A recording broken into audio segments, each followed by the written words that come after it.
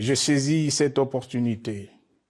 pour partager avec vous mes réflexions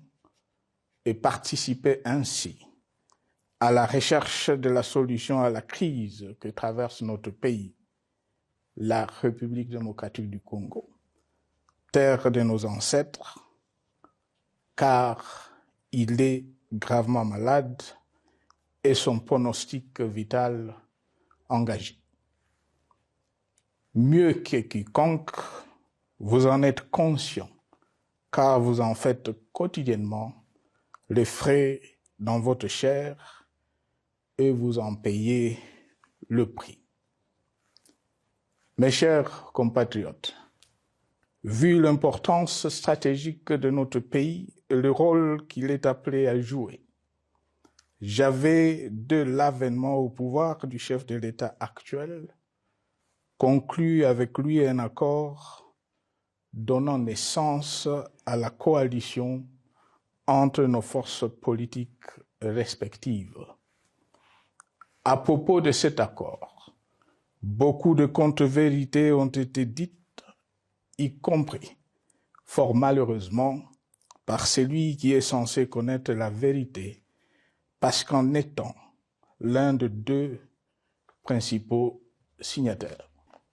Je constate qu'à peine 6 ans après, ce bel héritage en indivision, légué à l'ensemble de notre peuple, a été complètement dilapidé par celui qui en avait reçu la garde. Que notre pays offre un spectacle de plus désolant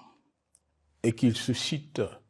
d'autant plus de désespoir au sein de notre peuple et de pitié et de moquerie à travers le monde, que l'inconscience de ses dirigeants ne permet aucun espoir de redressement. Cette détérioration rapide de la situation générale du pays est principalement due à l'inverse du pouvoir sans limite. Le nouveau dirigeant s'illustre en effet par une série de remises en cause, reniements et violations intentionnelles de la Constitution, avec en toile de fond la volonté irrésistible de concentrer tout le pouvoir entre les mains d'un seul homme au mépris du pacte qui cimentait la cohésion de notre peuple. Le premier acte de remise en question de ce pacte républicain, véritable socle de stabilité et de cohésion nationale, a consisté à violer délibérément la Constitution et les lois pertinentes. Cette déliquescence de la situation sécuritaire est due à la mauvaise gouvernance du pays, qui dans ce secteur est aujourd'hui caractérisé par une formation militaire bâclée, des recrutements et mises en place ethniquement motivés, ainsi que par l'emprisonnement sans jugement, aussi bien de plusieurs militaires et officiers de haut rang que des agents de l'ordre et de sécurité, majoritairement swahiliphones. Bien plus, à l'armée nationale, bouclier de la nation, instrument de préservation de l'indépendance nationale et de l'intégrité territoriale,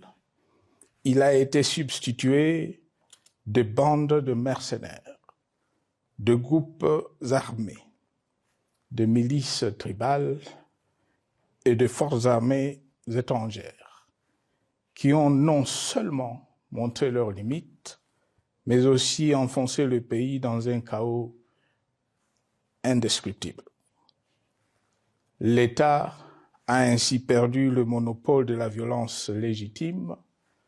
en sous-traitant aux groupes armés, autrefois maîtrisés, le maintien de l'ordre public et de la tranquillité nationale. Et comme si cela ne suffisait pas, l'armée nationale est vilipendée conspués et tournés en dérision par les autorités qui n'assument jamais rien alors qu'elles sont censées veiller à sa consolidation et à sa respectabilité. Pour les avoir formés, commandés et conduits au front, je connais nos soldats, boucs émissaires aujourd'hui de toutes les contre-performances enregistrées sur les champs de bataille. Ils ne sont pourtant pas intrinsèquement moins bons, moins nationalistes et moins loyaux. Ce qui a changé entre-temps, c'est la qualité du commandement et de leur prise en charge.